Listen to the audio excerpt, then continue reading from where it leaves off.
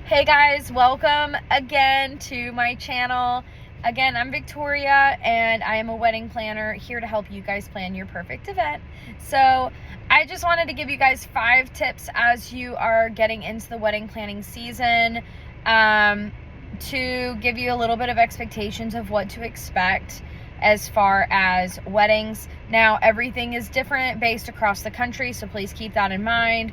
I am based out of Tennessee, so if you are interested in learning how to plan weddings, or you are on the verge of getting married, then make sure you subscribe and like on the channel below. Okay, so first things first that I want to talk about is expectations with your wedding. So a lot of times people are like, it's my wedding and this is how I'm going to have it on my day, blah, blah, blah, right? So let me just give you a couple words of advice as a planner. If you are the one that is having the wedding but you're not paying for it, just do what your parents want you to do.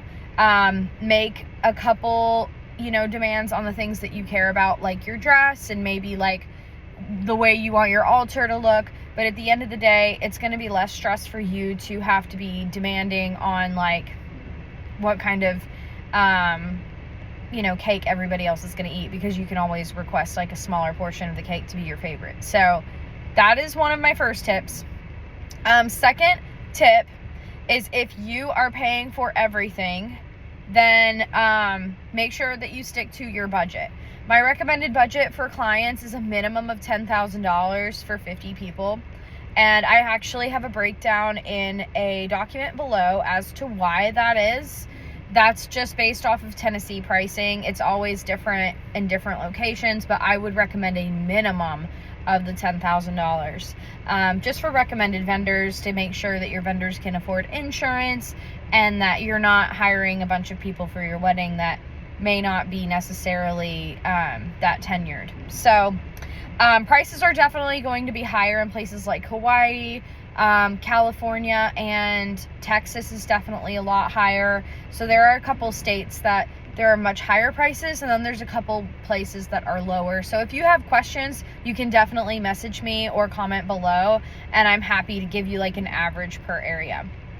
But yeah, stick to your budget. So the budget is, it's what is in place for you guys to have a good time, and cut things out that you think aren't going to matter. If you don't know what matters or not, ask your best friend. Say like, hey, do you think it's really going to matter if I have these little gifts on the table for takeaways?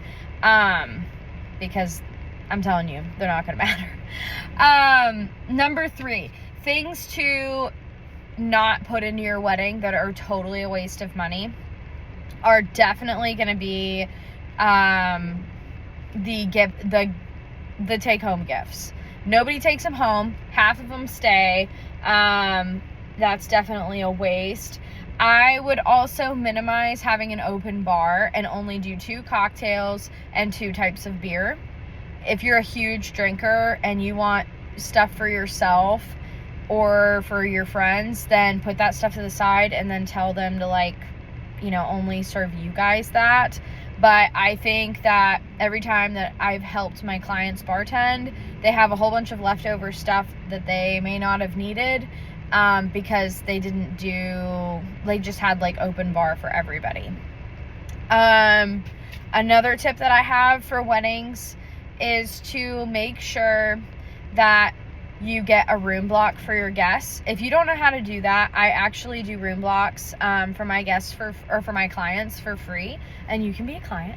I will take you on. I don't have to plan your wedding. We can just do the room blocks for you, but I would highly recommend doing a room block, because the people from out of town are going to be wondering, where do I go? How do I get there? And you're going to have just a lot more ease when they can just click a link and then book their stuff below. So my last tip of the day is to do a call with everybody who's involved with the wedding a month before, so that everybody's on the same page. Sometimes people will get too many people involved in their wedding planning decision making, and what ends up happening is, by the day of the wedding, let's say your mom-in-law wants it to be some way, your dad-in-law wants it to be another way, and they don't really have expectations for what you paid for or what was paid for, because maybe they gave you the money and, you know, you signed the contract. I would just keep in mind that everybody needs to be on the same page. That way your wedding timeline can run smoothly, for one, and two, you're not upset that things didn't go a certain way. Like, you kind of have a prefaced like playing field by the time that you get to the wedding. So hopefully those tips help, and I will see you in the next video. Bye guys.